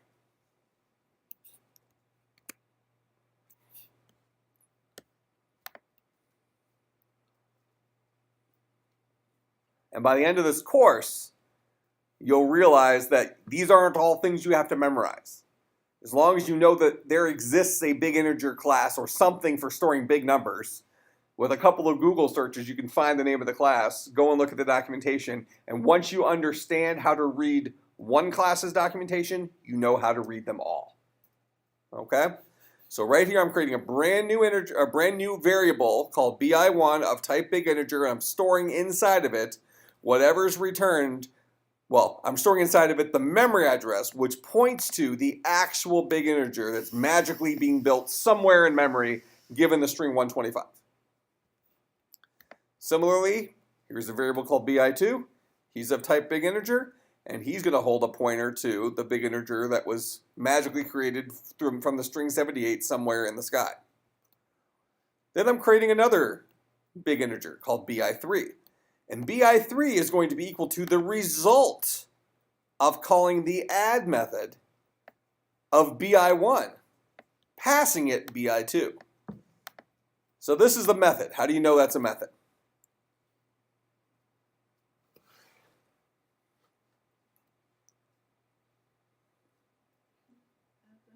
Parentheses as a parameter list. In this case, it's not an empty parameter list. In this case, we're actually passing it a value, correct? We're passing it another big integer. And we'll see here, well, before I show you in the documentation, is this a class method or instance method?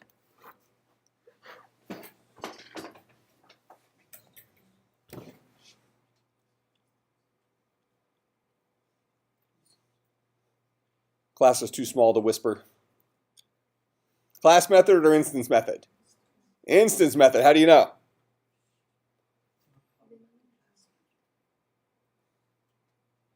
How am I calling it? It does not take the class name. I'm calling it with an instance of the big integer class. I'm calling add with bi1, which is an instance of the big integer class that I defined right up here. So that means if I go into the documentation and we go and find that add method, we will see that that add method does not have the static keyword in front, correct? Because that means it was an instance method at definition. Here's the documentation. Here's the method summary. Here's a method right here called add. Takes in a big integer as a parameter and returns a big integer and no static. Okay? So just by looking at this documentation here, we know how to call this guy. We know his name is add. We must give him a big integer in order for him to work. And we have to call him with an instance of the big integer class.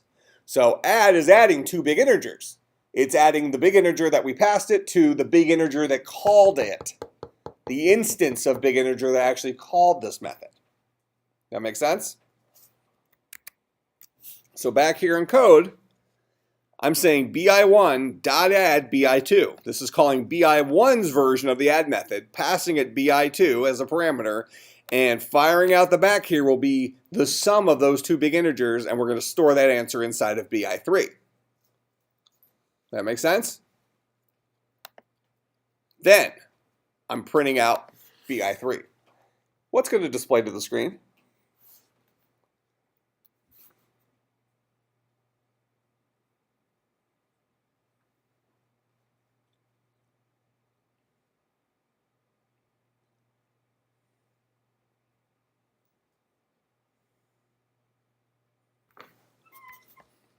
Here, I'll make this even worse for you. Because clearly it was going to be too easy.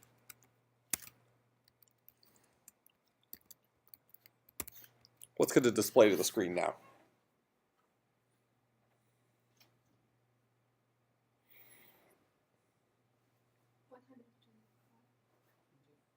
Okay, then what? Okay, then what? Then the two of them added together? Okay, why is it going to display 125?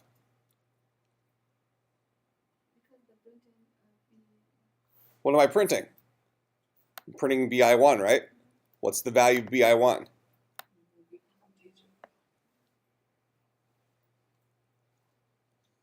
I've highlighted it and I'm circling it. It's a memory address, right?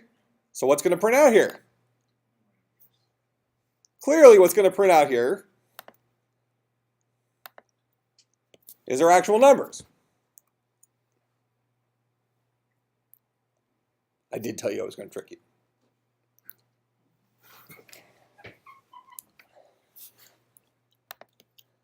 There's a very good reason for that. I'm going to give you the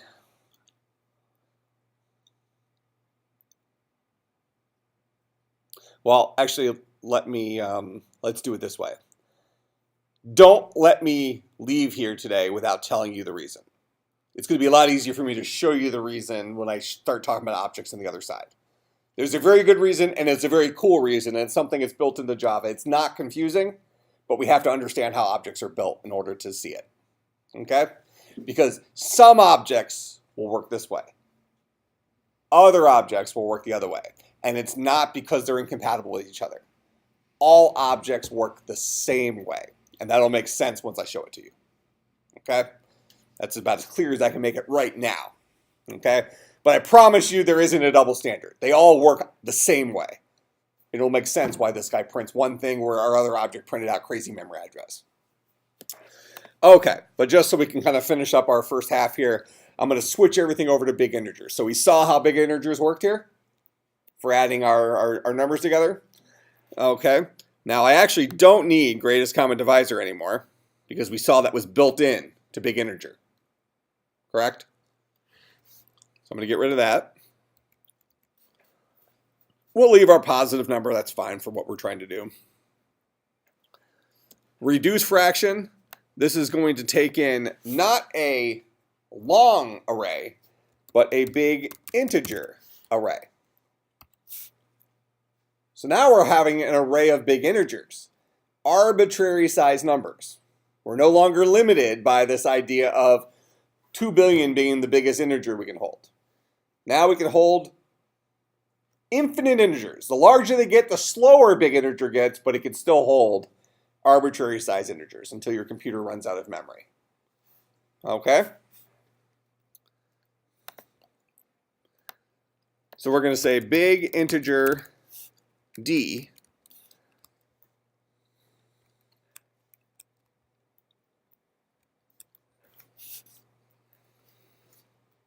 I'm actually going to need to create big integers out of the numerator and denominator. So I'm going to say big integer num is equal to new big integer. Now, oh, actually I won't. They're already big integers. I'll show you what I was about to show you here in a second. I'm already bringing in an array of big integers. That array was built somewhere else. When we build it, I'll show you how we would have built it. So I'm bringing in an array of big integers, and I need to get the greatest common divisor of those. So I'm going to say big integer D is equal to f at bucket 0, which is the big integer numerator, dot GCD f at bucket 1. This will return the greatest common divisor of our numerator and our denominator, storing it inside of big integer D. Okay? Then we're going to say f at bucket 0 is equal to f at bucket 0 dot divide D. I can't use normal plus and minus and divide. I have to use the big integer methods that know how to divide big integers, add big integers, because big integers aren't normal numbers.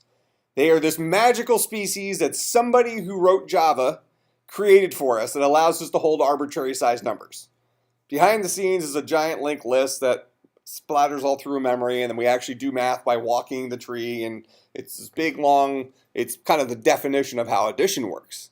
So somebody wrote addition, but they couldn't use the primitive plus operator to do addition. They had to build a method that knew how to add two big integers together. Okay? So F0, which is a bucket for holding a big integer, is going to equal whatever F0 is, dot, divide, D. So the current big integer numerator divided by the big integer that is our greatest common divisor. F1 is going to be equal F1 dot divide D, and that will be our reduced fraction. We pass it in. We use the big integer's greatest common divisor function, which is the same as ours, just it works for big integers. Then we divide the numerator and denominator by the appropriate divisor. Add fractions. This guy is going to take in a big integer array and another big integer array. And he's ultimately going to produce a big integer array. Okay? Now, our common denominator is no longer a long, now it's a big integer. And how do we get that? Well, we take F1 at bucket 1 dot multiply F2 at bucket 1. So we multiply the two big integer denominators by each other.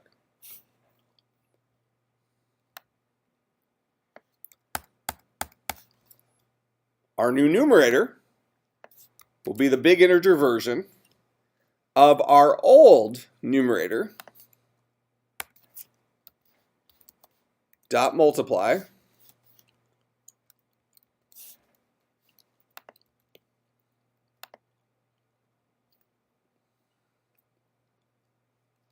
plus our other numerator dot multiply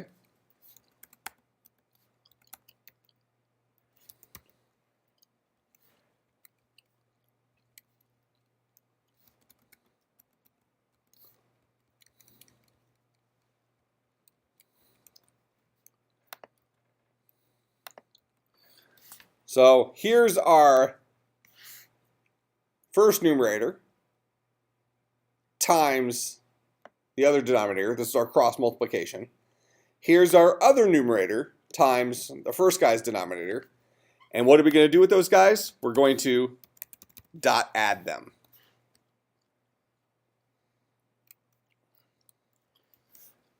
So we just strung together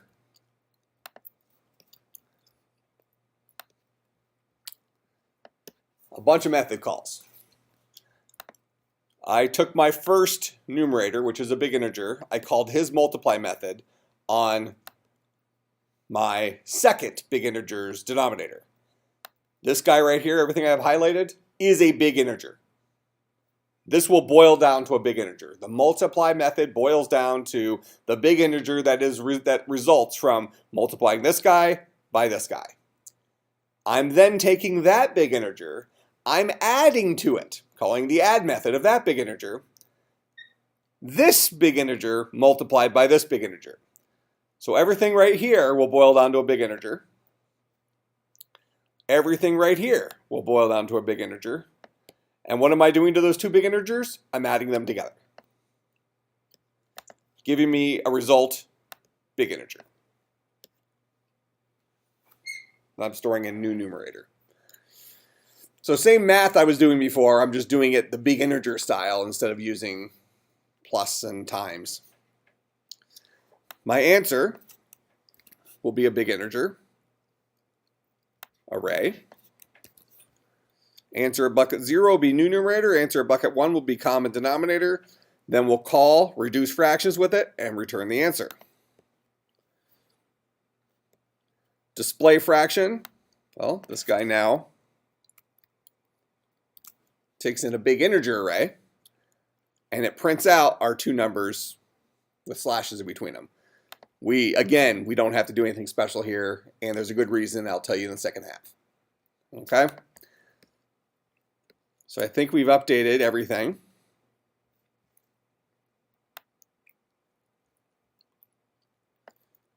So now we just need to start our big integer array.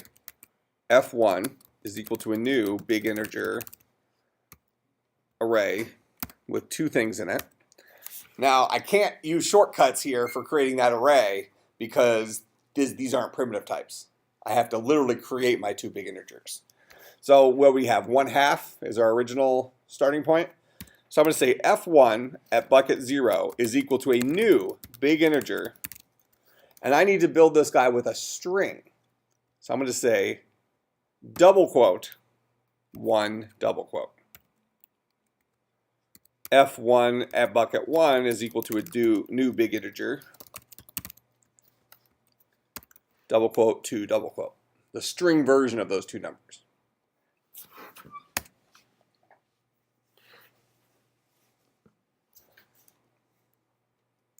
That make sense? And we'll prove that our display method's still working. We'll pass that big integer array into display fraction and make sure it shows us 1/2. And it does. Okay. So now we want to do this 100 times. For int I is equal to 0, I is less than 100, I plus plus. What are we going to do? Well, we need to add some fractions. So we're going to say F1 is equal to driver dot add. I need to add two fractions. I'll add F1, and then I need to add another fraction. So I'm going to create my big integer array F2. This will be a new big integer array with two buckets in it. And now I need to set the numerator and denominator for F2. So F2 numerator is going to be equal to driver dot gen positive random less than 100, right? That's the number we used. But the issue we have is this guy will be an int. I need a big integer. So I'm going to say new big integer and pass it that int. How do I turn an int into a string? The constructor for big integer requires a string, not an int. How do I turn a int into a string? Last time we talked about how do we turn strings into ints. Turning ints into strings is even easier. How do we do it? I already know she knows the answer because she gave the little ninja signs. Double quotes. Empty string concatenate onto it. That allows us, we just glued the empty string onto that guy. We'll do the same thing for our denominator.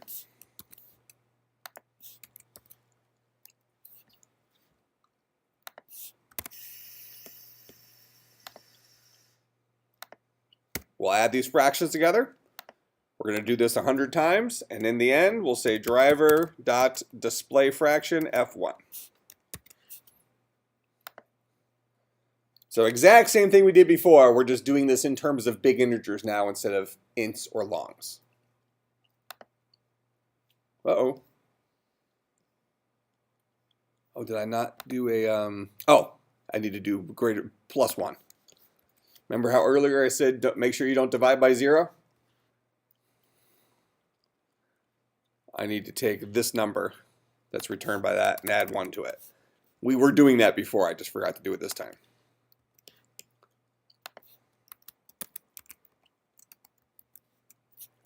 All right, now we won't accidentally divide by 0. So we're always returning numbers between 1 and 100 now. Now, first of all, notice how instantly that happened. I'll run it again just so nobody misses it. Ready? Done. What if I want 1,000 of these numbers? Done. What if I want 1,000 of those numbers and I want each one to have a numerator and denominator somewhere between 1 and 1,000? Done. 100,000 of them? 100,000 numerator denominator? A little bit slower, but it will finish. So we're seeing the performance of big integers go down as we get larger and larger and larger, but this guy will finish within a few minutes. Where the way we wrote this before, even assuming integers would fit, would have taken over a week to finish. Make sense? Okay, I'll let this keep running just so we see if it finishes before our break. Let's take about 20 minutes. Come back at 8:25. Stretch out. I'm gonna run to the bathroom. Blah blah blah. All right. So come back at 8:25.